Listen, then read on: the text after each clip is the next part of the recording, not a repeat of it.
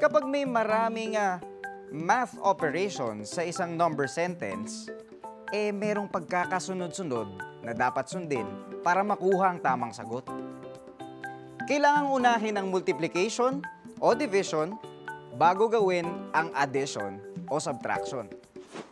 Halimbawa, sa 2 plus 2 times 2, kailangang unahin ang 2 times 2.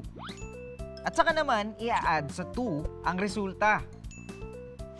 Madali lang MDAS rule, di ba? Pero marami pa rin nagkakamali rito. At itong isa sa mga dahilan kung bakit marami nagkakamali. Akala na marami, palaging inuuna ang multiplication, tapos ang division.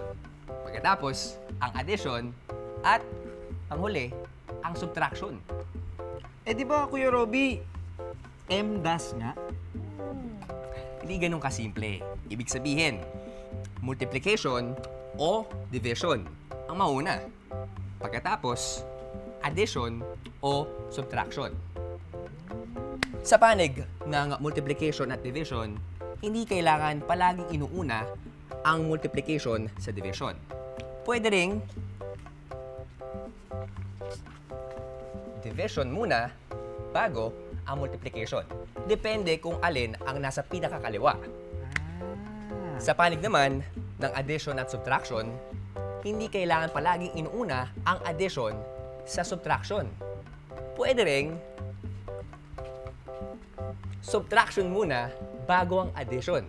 Depende kung alin ang nasa pinakakaliwa. Sa 4 times 2 divided by 2 minus 1 naman, dahil multiplication at division ang unang dalawang operations, kailangang unahin ang nasa pinakakaliwa. Kaya, 4 times 2 muna, tapos ang resulta ay i-divide sa 2. Pagkatapos nito, saka ima-minus ang 1.